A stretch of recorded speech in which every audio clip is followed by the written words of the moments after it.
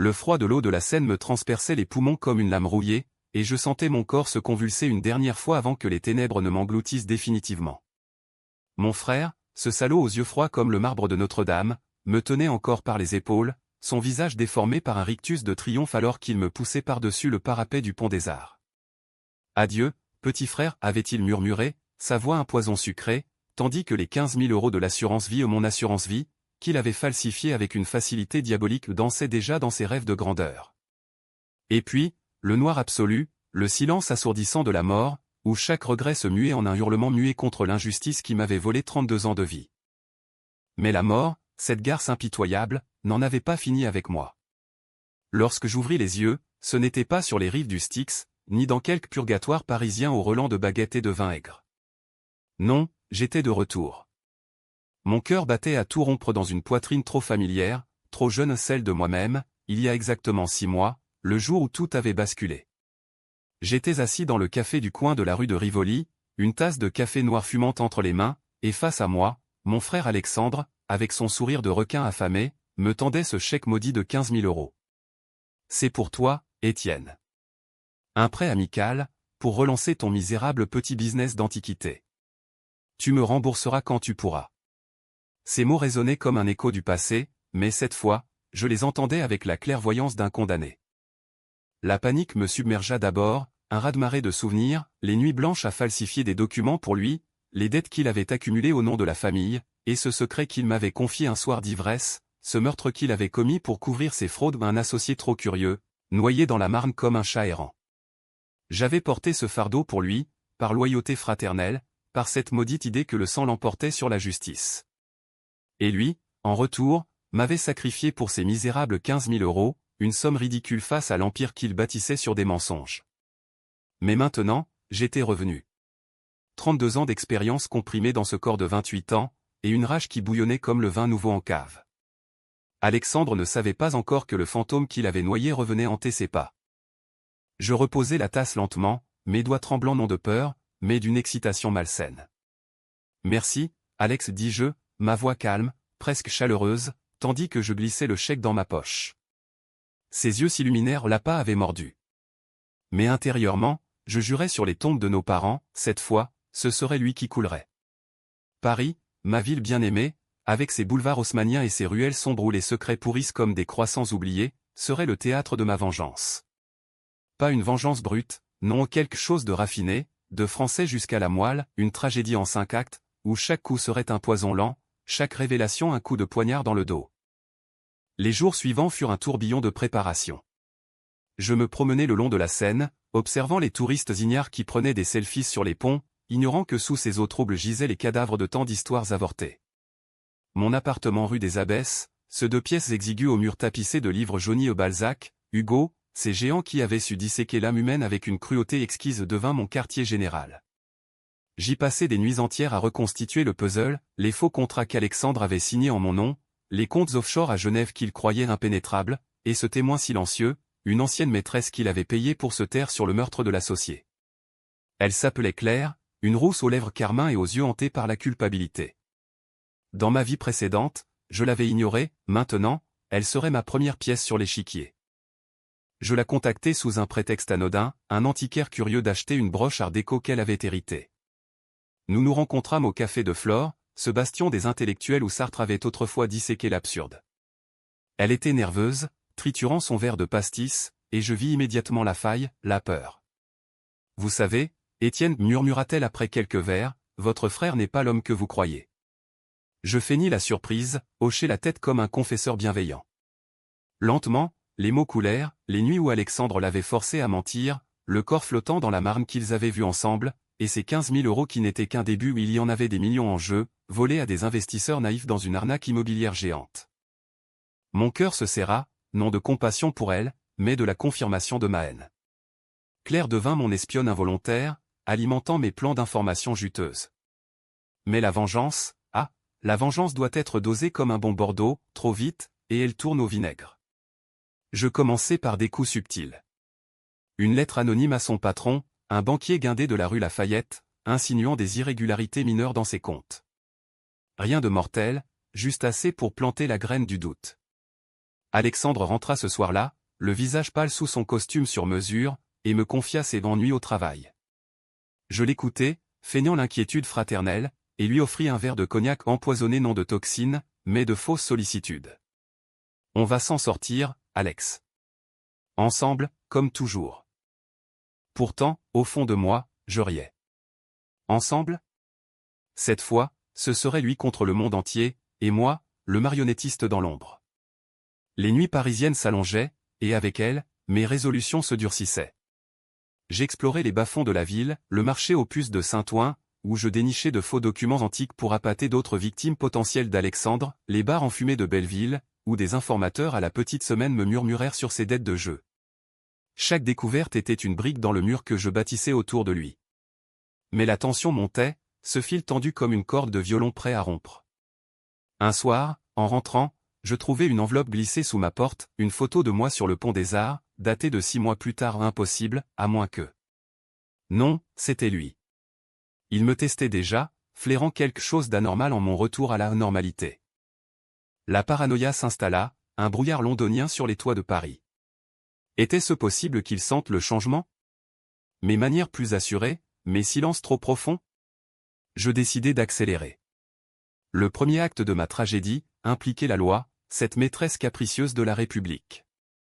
Grâce à Claire, j'obtins des copies de virements suspects, et les envoyai à un procureur que je connaissais vaguement d'une affaire d'antiquité volée à un homme droit, mais ambitieux, friand de scandale pour booster sa carrière.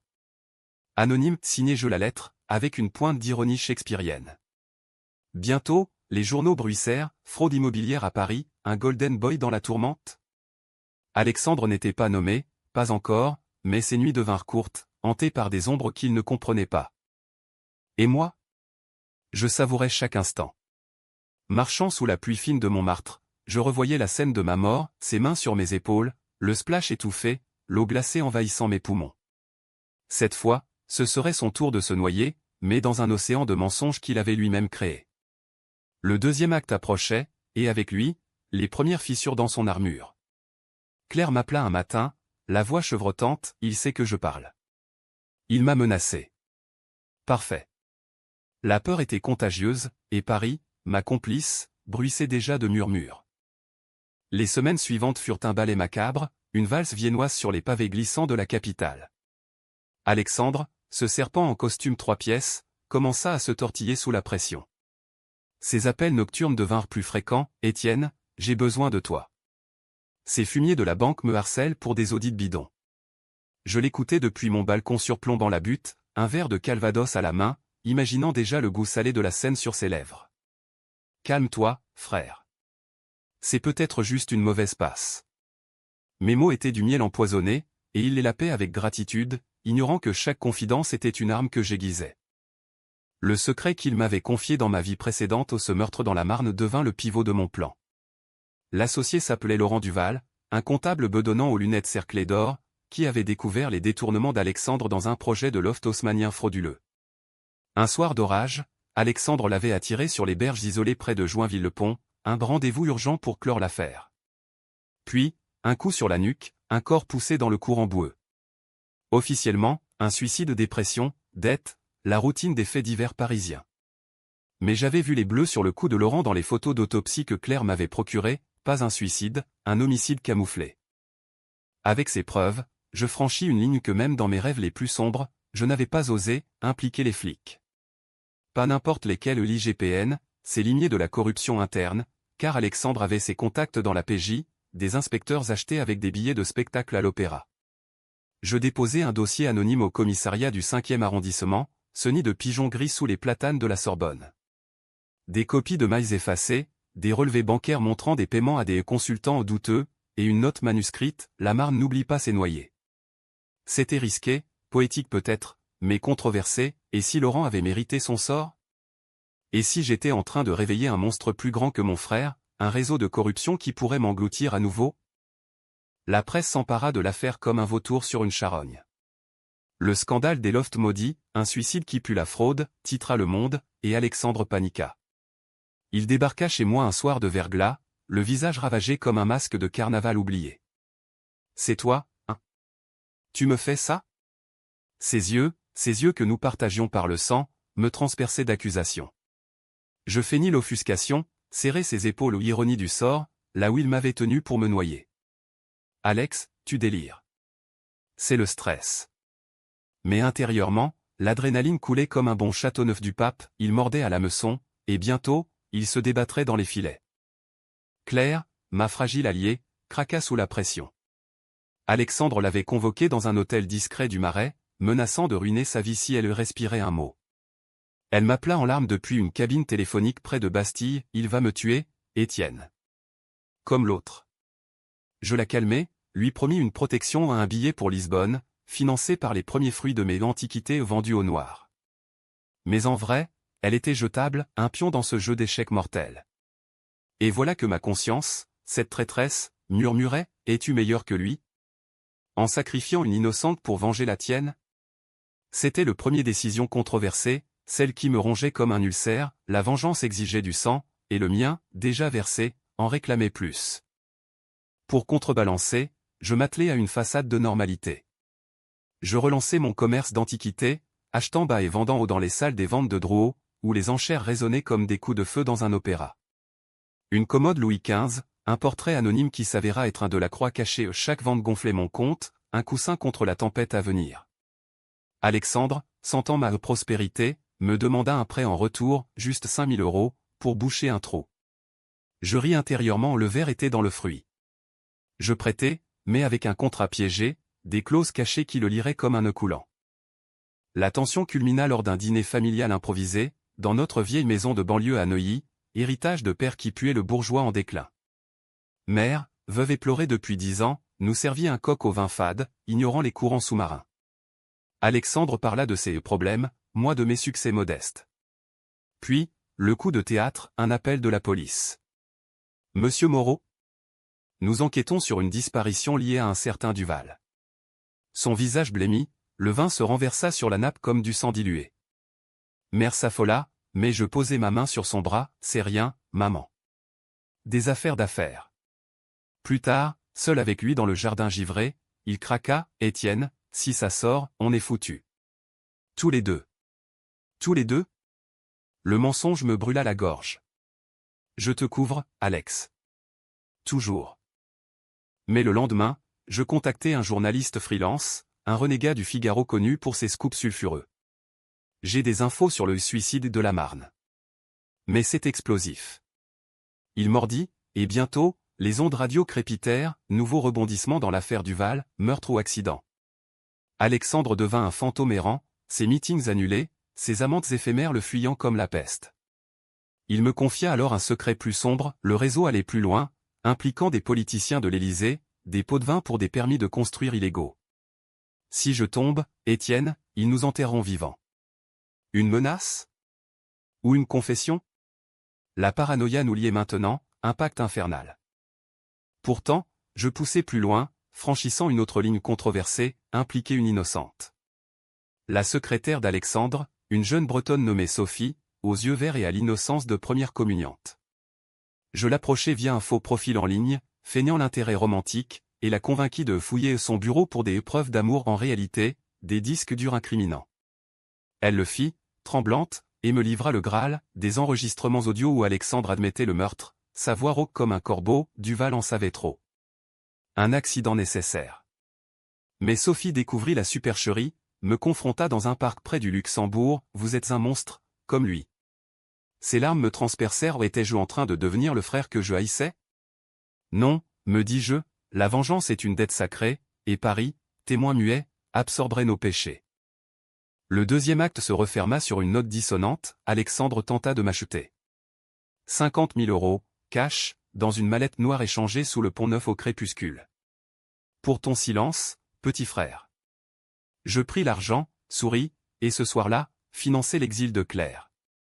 Mais la moitié alla à un hacker freelance, un gamin de Nanterre aux doigts magiques, qui infiltra les serveurs d'Alexandre. Les fuites commencèrent, emails, contrats, tout ruissela sur le dark web comme la pluie sur les zincs des toits. La presse hurla, et Alexandre, acculé, commit sa première erreur fatale, il me confronta violemment, me plaquant contre le mur de mon appartement. C'est toi, salaud. Tu veux ma peau? Ses poings serrés, si proches de ceux qui m'avaient noyé. Je le repoussai, calmement, peut-être que tu l'as bien cherché. Il partit, mais le doute l'avait rongé. Le troisième acte s'annonçait sanglant. L'aube se levait sur Paris comme une amante fatiguée, pâle et rougie par le froid hivernal, lorsque les premières arrestations frappèrent. Pas Alexandre, pas encore, mais ses sbires, le banquier aux ongles manucurés, la politicienne aux discours lisses sur l'éthique urbaine. Les menottes cliquetèrent dans les couloirs du palais de justice, et les flashs des paparazzis illuminèrent la place Dauphine comme un feu d'artifice macabre. Je suivais tout depuis un bistrot anonyme près de Châtelet, un exemplaire du Parisien ouvert sur une table poisseuse, sirotant un expresso amer qui masquait le goût de la bile dans ma gorge. Chaque nom cité était une victoire, un clou dans le cercueil que je clouais pour mon frère. Mais la joie était entachée, Sophie, ma marionnette brisée, avait porté plainte contre moi pour chantage. Monsieur Moreau, vous avez abusé de ma confiance, écrivit-elle dans sa déposition, et je sentis le filet se resserrer autour de mon propre cou. Alexandre, traqué comme un loup dans la ville lumière, se réfugia chez moi. C'était une nuit de tempête, le vent hurlant dans les cheminées comme les âmes damnées de la Bastille. Il arriva trempé, son imperméable dégoulinant sur mon parquet ciré, les yeux injectés de sang et de peur. « Étienne, cache-moi.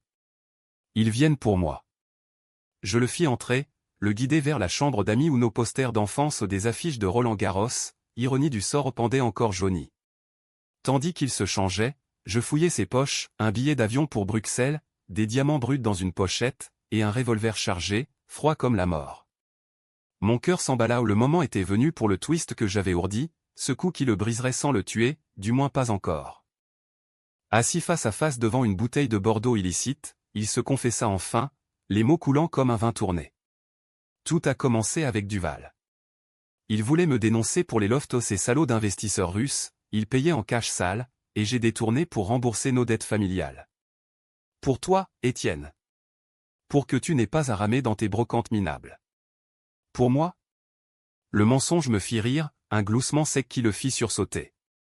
Et les 15 000 euros? C'était pour l'assurance, hein? Pour me faire passer pour mort et empocher le pactole. Ses yeux s'écarquillèrent, il n'avait pas anticipé que je sache. Comment? Je me levai, allumai une cigarette ou une gauloise, pour l'authenticité et exhaler la fumée vers son visage. Parce que je suis mort, Alex. Et revenu. Tu m'as noyé sur ce pont, pour une misère, et maintenant, je te rends l'appareil, goutte à goutte. Le silence qui suivit fut un abîme, un vide plus profond que la Seine en crue. Il bondit, le revolver à la main, mais je fus plus rapide des mois de gym clandestine dans les sous-sols de Pigalle m'avaient forgé. Je le désarmai d'un coup sec, le plaquai au sol, mon genou sur sa poitrine comme il l'avait fait jadis. Écoute bien, frère. Ce n'est pas fini. Demain, tu iras te rendre. Tu avoueras tout, le meurtre, les fraudes, et comment tu as tué ton propre sang pour 15 000 euros. Il octa, des larmes coulant sur ses joues rasées de frais, pitié, Étienne. On est de la même chair.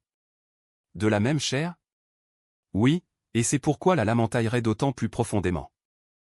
Mais la nuit porta conseil, ou plutôt poison.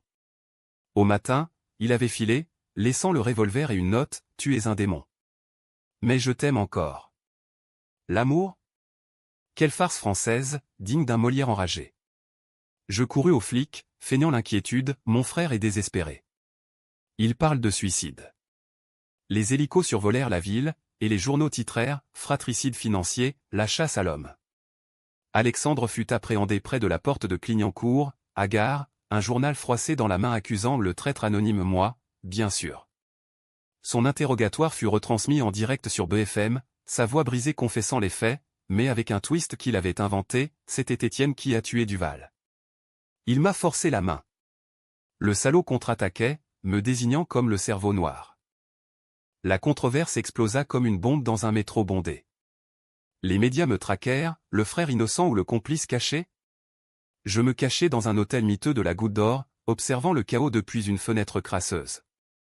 Mère m'appela, éplorée, « Dis-moi que c'est faux, mon fils. » Je mentis, pour la préserver, mais intérieurement, la rage bouillonnait. Alexandre avait retourné l'échiquier, et maintenant, j'étais la proie. Une décision controversée s'imposa, contre-attaquer avec la vérité sur ma mort. Mais comment prouver un meurtre qui n'avait jamais eu lieu dans cette timeline? Les autopsies n'existaient pas, j'étais vivant, respirant, vengeur. Je fis appel à Claire, revenue de son exil forcé, les yeux cernés par l'insomnie. Ensemble, nous fabriquâmes des preuves, un faux témoignage audio, ma voix modifiée mimant Alexandre avouant mon noyade. C'était immoral, un mensonge sur un mensonge, mais la vengeance n'est-elle pas la plus belle des fictions françaises? Nous le diffusâmes via un site pirate, et le web s'enflamma, inceste financier et fratricide, le scandale Moreau.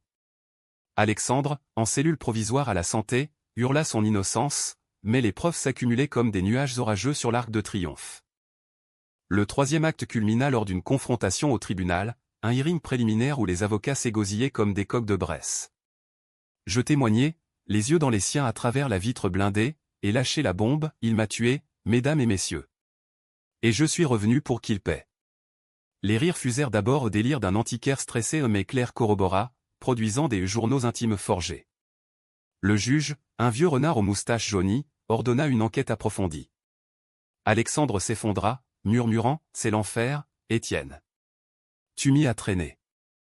Oui, et ce n'était que le début du 4e. Pourtant, le doute me rongeait. Étais-je le héros ou le monstre? Paris, avec ses cathédrales gothiques et ses sewers puants, semblait me juger, les pigeons de la place Vendôme me fixaient d'un œil accusateur. Sophie, blessée, refusa mon aide, elle partit pour Rennes, emportant ma culpabilité comme un bagage. Et mère? Elle se mura dans le silence, son cœur brisé par 2 fils devenus ennemis. La tension était un fil d'acier, tendu à rompre, et je sentais le twist approcher, et si Alexandre n'était pas seul? Un coup de fil anonyme, une voix déformée, Moreau, ton frère n'est que la marionnette. Arrête, ou c'est toi qui coule. Le réseau plus grand, ces ombres éléphantines, venaient d'entrer en scène. Le 4e acte s'ouvrit sur une Paris assiégée par le scandale, une ville où chaque café bruissait de mon nom comme un refrain maudit de Piaf. Les manifestations sporadiques devant le palais, des citoyens en colère brandissant des pancartes justice pour les noyés, me transformaient en martyr malgré moi. Mais la menace anonyme pesait comme un boulet, arrête, ou c'est toi qui coule. Qui était-il? Les politiciens impliqués, ces fantômes en costume sombre qui hantaient les couloirs de l'Assemblée. Ou pire, des membres de la famille que je n'avais pas soupçonnés? Je creusais, utilisant le hacker de Nanterre pour tracer l'appel, un numéro jetable relié à un cabinet d'avocats véreux près des Champs-Élysées, spécialisé dans les arrangements discrets. Claire, ma compagne d'infortune, proposa de nous enfuir, à Lisbonne, pour de bon. Laisse la vengeance aux dieux. Mais les dieux français sont cruels, forgés dans la guillotine et les barricades de 68, ils exigent du sang. Je refusai, et au lieu de cela, nous tendîmes un piège.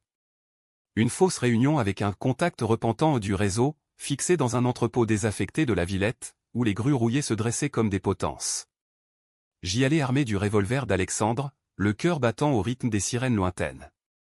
L'homme qui apparut était un spectre, notre oncle Gérard, le frère aîné de père, que nous croyions mort en Algérie des décennies plus tôt. Barbe grise, yeux froids comme les miens, il ricana, petit Étienne, tu joues avec le feu des Moreau. Alexandre n'était que l'exécutant, c'est moi qui tire les ficelles depuis l'ombre. Le choc fut un uppercut, Gérard, le héros familial, revenu des sables brûlants pour bâtir un empire sur la corruption. Il avait financé les fraudes d'Alexandre, noyé Duval de ses propres mains un chien galeux, cracha-t-il, et falsifié mon assurance pour tester la loyauté de mon frère. Tu étais censé couler avec lui, mais la chance t'a ramené. Un miracle? Ou une malédiction? Il avoua tout, les 15 000 € n'étaient qu'un leurre, le vrai pactole, des millions en immobilier illégal, finançant des campagnes électorales. Et moi? J'avais été choisi comme bouc émissaire, ma mort feinte devant couvrir les traces. La trahison n'était pas fraternelle, elle était clanique, un poison hérité du sang des Moreau. La rage me submergea, un tsunami plus violent que la mort précédente. Je le plaquai contre un pilier rouillé, le revolver sur sa tempe, pourquoi? Il rit, un aboiement sec, parce que les faibles comme toi ruinent les empires. Alexandre affaibli, tu le vengeras en te taisant. Non. Je tirai au pas pour tuer, mais pour blesser, une balle dans l'épaule qui le fit hurler comme un damné. Claire, tapis dans l'ombre, enregistra tout, sa confession, son arrogance, le sang goûtant sur le béton. Nous le laissâmes là, agonisant, et filâmes dans la nuit, sirène hurlant derrière nous. Paris nous avalait, complices et juges, ses lumières clignotant comme des yeux moqueurs.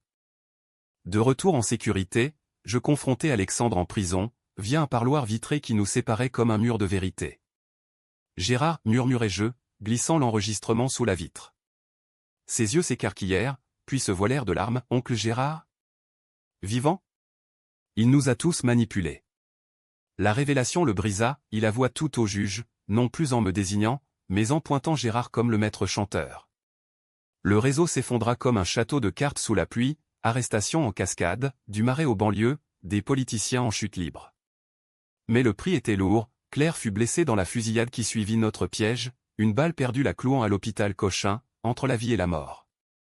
C'était pour toi, murmura-t-elle avant l'anesthésie. Une autre âme sur ma conscience, un poids qui me courbait comme le dos des gargouilles de Notre-Dame. Ma décision la plus controversée vint alors, témoigner contre Gérard, mais en taisant ma résurrection. Les flics me pressèrent, comment saviez-vous pour l'oncle? Je mentis, invoquant des rêves, des intuitions ou du mysticisme à la française, mi-Dumas mi-Sartre. Le tribunal devint un théâtre, Gérard, pensé mais fier, me traita de fantôme vengeur, et le public, fasciné, spécula sur un pacte diabolique. Mère assista, effondrée, apprenant la trahison familiale comme un coup de massue. Mes fils. Mes bourreaux, gémit-elle après l'audience. Je la serrai dans mes bras, mais le geste sonnait faux, j'avais détruit ce qui restait de notre lignée. Alexandre, en cellule, m'écrivit, pardonne-moi, Étienne. La noyade était une erreur, un ordre de Gérard. Le pardon? Une illusion pour les faibles. Je brûlai la lettre, et poussai pour son extradition vers un procès public, où chaque détail le pont, l'eau, les 15 000 € seraient disséqués comme un cadavre sur la table de la morgue. La tension atteignit son zénith lors d'une évasion ratée de Gérard, il s'enfuit vers Orly, mais je l'attendais, typé par un informateur.